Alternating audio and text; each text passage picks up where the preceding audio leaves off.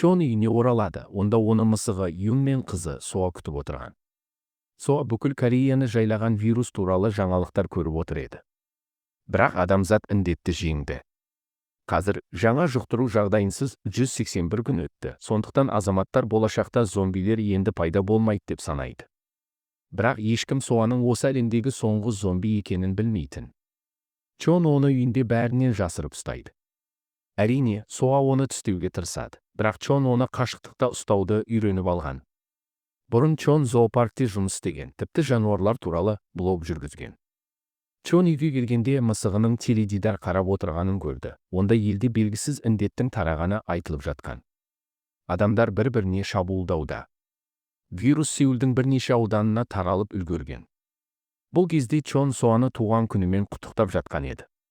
Соа сыйлықтарды ашып жатқанда, терезеден адамдардың төбелесіп жатқанын байқайды. Басында олар жай ғана билеп жатыр деп ойлайды.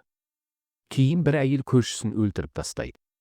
Бүкіл отбасы диванның артына тығылмақ болады. Кенет Соаның телефонына шұғыл хабарлама келеді. Бұл әйнекті сындыра бастаған зомбидің назарын аударады.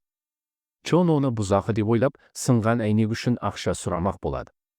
Бірақ зомбиге керегі тек бір нәрсе, жаңа азық. Оны диванмен бастырып тастауға тура келеді. Соа Чонды шақырып телефонын көрсетеді. Жергілікті әлеуметтік желілерде басқа зомбилердің суреттері тарап жатыр, бірақ адамдардың ешқайсысы не болып жатқанын түсінбейді. Отбасы үйден қашып, полиция шақыруды шешеді. Көшелер құбыжықтарға толы. Соа сыныптастарын және таныстарын көреді. Тіпті ит те зомбиге айналған. Чон көмек шақырмақ болады, бірақ байланыс үзілген. Чон әжесінің үйіне бару керек деп шешеді. Ол жақ қауіпсіз болуы мүмкін. Оған бір ой келеді. Егер олар ауру жұқтырғандар сияқты кейіп танытса ше. Ол мұны кинодан көрген. Оларды зомбилер қоршап алады. Соа тәуекелге баруға мәжбүр болады. Таңғаларлығы, зомбилер тиіспейді. Сонда Чон да зомби болып ойнап, Соаға не істеу керектігін айтып отырады. Алайда зомбилер ақымақ емес болып шығады. Оларды әшкерелейді. Қашуға тура келеді. Соа сүрініп кетеді. Көршісі оны тістемек болады. Чон өзін құрбан етіп, Соаны қорғайды. Бірақ жолы болады. Бұл түстер жасанды екен. Кейінірек олар автотұраққа жетеді. Чон Соадан күте тұруды сұрайды. Ол бірнеше зомбидің арасынан өтіп, шабуылдардан жалтарып көлігіне жетеді. Енді бұл тобыр қауіпті емес. Чон зомбилерді қағып өтіп, Соаға қайтып келеді. Ол тез көлікке секіреді. Әжесіне барар жолда Чон Соаның бірдеңе жасырып отырғанын байқайды. Сөйтсе, оны тістеп алған екен. Соа Чонға қарап тұрғанда, жасырын келген зомбиді байқамай қалыпты. Соа енді құбыжыққа айналамын деп қорқады. Чон оны жұбатып, ауруханаға жетсе бәрі жақсы болатынын айтады. Алайда инфекция тез өршиді. Оның көзінің түсі өзгеріп, санасы тұманданып, зомбиге айнала бастайды. Чон қорыққаннан қоршауды соғып кетеді. Соа тістеп алмау үшін капюшонын киеді, бірақ бұл аздық етеді. Чон қауіпсіздік белдігімен ұстап, тыныштандыруға тырысады, бірақ қолы тайып кетіп, Соа оны есінен тандырады. Түнде олар әжесіне жетеді. Чон Соаның ауырып қалғанын, үйге кіруге болмайтынын түсіндірмек болады. Әжесі ештеңе тыңдағысы келмей, Соаға көмектесуге барады. Басында ол Соа мазақтап тұр деп ойлап, арқа қаситын таяқпен ұрады. Бірақ кейін Соаның жұқтырғанын түсінеді.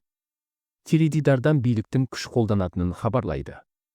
Арнайы жасақтар індетті тоқтату үшін бәрін жасайды, ал азаматтар құбыжықтардан аулақ болуы керек. Не істерін білмеген Чон Соаны ауруханаға апарады. Ол жақта басқа отбасы жүр екен. Ұлдарын зомби тістеген, бірақ әйел оны өлтірмеуді өтінеді. Айқайға сарбаздар келеді. Әйел ұлының сау екенін дәлелдемек болғанда, бала оны тістеп алады, сарбаздар оқ жаудырады. Көргеннен шошынған Чон көлікке қайтады. Радиодан жұқтырғандар енді адам саналмайтынын, сол себепті сарбаздарға қару қолдануға рұқсат берілгенін хабарлайды. Үйде әжесі үкіметке хабарлау керек пе деп сұрайды. Оның үстіне заң шыққан, жұқтырғандарды жасыру қатаң бұзушылық. Құбыжықты көргенде дереу жедел желіге хабарласу керек. Чон қызын бергісі келмейді. Егер сарбаздар бәрібір өлтіретін болса, ол мұны өзі жасауды жөн көреді. Чон Соадан кешірім сұрап, өзін кінәлайды. Бірақ өткен естеліктер оған ойын іске асыруға мүмкіндік бермейді. Ол Соаны құшақтап, басынан ұстайды. Әжесі мұны өзі істемек болады. Олар дауласып жатқанда Соа қашып кетеді. Екеуі іздеуге шығады. Бүкіл аймақты қарап шығып, бір ғана ғимарат қалады. Чон Соаның тірі екеніне сенімді.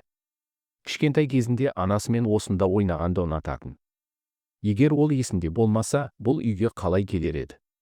Оның үстіне әжесі таяқпен ұрғандықтан, енді ол одан қорқады. Өз теориясын тексеру үшін Чон оның сүйікті музыкасын қосады. Соа билей бастайды. Ол жарысқа дайындалып, бұл биді күнде жаттаған екен. Кейін бұл ауруды Гарви вирус деп атады. Ол мидың жұмсақ тіндерін бұзып, тек инстинктілерді қалдырады. Тышқандарға тәжірибе жасап, жадын қайта қалпына келтірген. Чон егер Соаның жады жақсарса, вирус әлсірейді деп санайды. Кешкі аста Соа сүйікті тамақтарын жейді. Кенет оларға Донг Бэй келеді. Ол жаңалықтардан құбыжықтар туралы білген. Бірақ бағына орай, ауылда ондайлар жоқ. Донг Бэй Соаны көргісі келеді. Олар ұйықтап жатыр дейді. Бірақ Донг Бэй оны көріп қалып, амандасады. Ол оның зомби екенін бірден түсінеді. Бірақ өтпелі кезеңдеп түр танытып, жедел желіге қоңырау шалу үшін қаша жөнеледі. Чон оны қуып жетіп, оны зомби деп атамауын өтінеді. Оның жады сақталған, мұны видео растайды. Чонның жоспары жадын қалпына келтіріп, вирустың таралуын тоқтату. Ендеше неге бірігіп, оны құтқармасқа? Бұрын зоопаркке ашулы жолбарыс әкелгенде, бәрі одан құтылғысы келген, бірақ Чон берілмеген. Қазір ол жолбарыс жергілікті сүйіктіге айналған. Сол түні Донг Бэй дәрі жасаумен айналысатын фирмадағы танысына хабарласады. Олар зерттеулердің бірін аяқтап, акция сатып алуға кеңес берген екен. Сондықтан Донг Бэй дәрі сатылымға шыққанша Соаны жаттықтыруға көмектеседі. Ешкім көрмес үшін олар көрші аралға кетеді. Онда ағасына тістеліп қалмас үшін кері жүгіру техникасын қолдануға тура келеді. Олар әлеуметтік дағдыларды жаттықтырып, кейбір ишараларды үйретеді. Соа оларды қайталай алады. Сондай-ақ спорт жадыны жақсартатынын ескеріп, Соа үнемі жасайтын мектеп бағдарламасын қайталайды. Чон барлық деректерді қойын дәптеріне жазып отырады.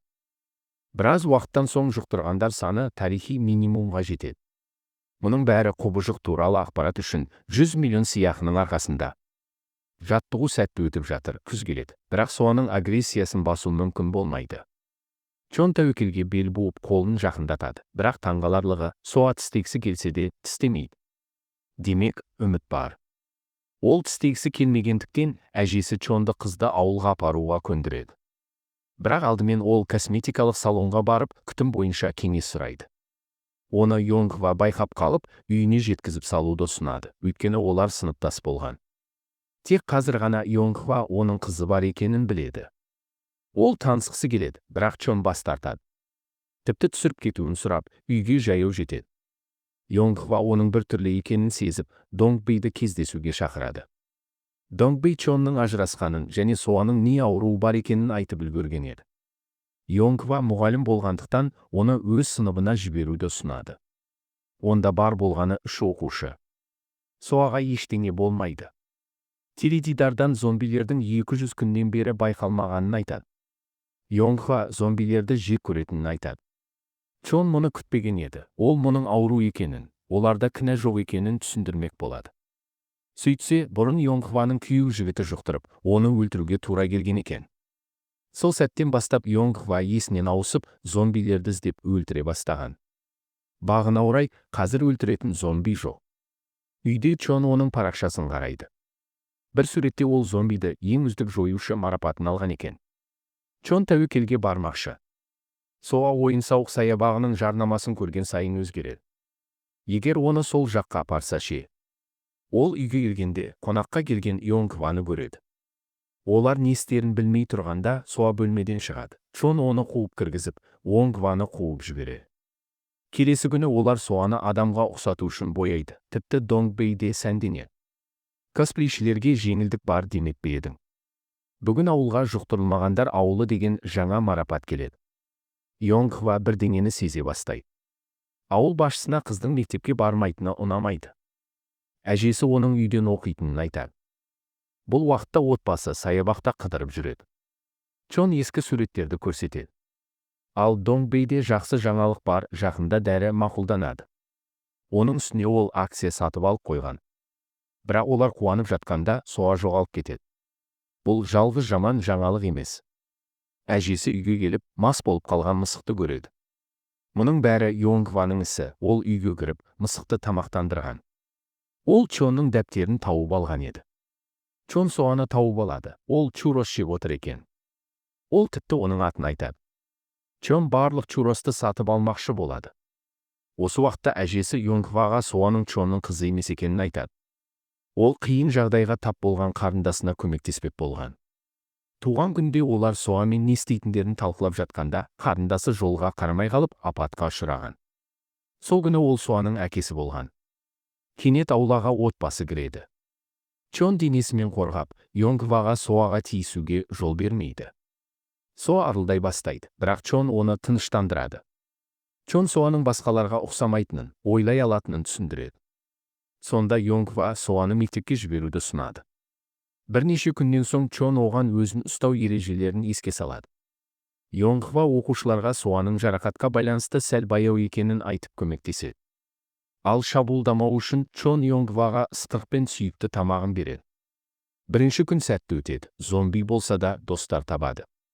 Бәрі жақсы болып тұрғанда үйге соаның нағыз әкесі келеді. Әжесі сақтандыру ақшасын ұрлап кеткен, онымен сөйлескісі келмейді. Ол әйелдің соаның шабуыл жасағаны туралы айтқан видеосын көрсетеді. Ол әжесін итеріп жіберіп, соаны ұрлап әкетеді. Оның жоспары қыз арқылы көп ақша табу. Әжесі Чонға хабарласып үлгереді. Ол орман арқылы жүгіріп, жолды жауып тастайды. Төбелес басталады. Ер адам сияқыны бөлісуді ұсынады.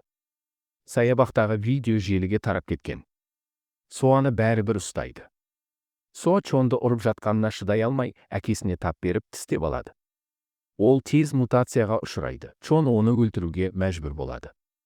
Осы сәттен бастап Чон ауылдан кетуді шешеді. Донгбэй барлық суреттерді өшіруі керек, ал ауылға сарбаздар жасағы кіреді. Оларға жұқтырғандарды тауып, жою бұйрығы берілген. Чон соаны алып кете алмайды. Сонда ол қызынан өзін тістеуді сұрайды. Осылайша олар мәңгі бірге болма. Соа бас тартқысы келсе де, Чон көндіреді. Ғимаратқа сарбаздар кіргенде, Чон соаны оқтан қорғап қалады да құлайды. Соа оны әке деп атап, жылай бастайды. Бір сәттен соң Соа ауруханада оянады.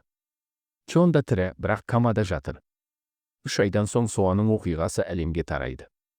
Оның антиденелері вакцина жасауға көмектеседі. Чон бейтараптандырушы антиденелердің арқасында тірі қалыпты, инфекция басылып келеді. Бұл Соаның оған мезгіл-мезгіл жеңіл жарақаттар салып, жауап реакциясын тудырғаннан болса керек. Бұл вакцина сияқты әсер еткен. Оның денесі вакцинаны өзі өндірген.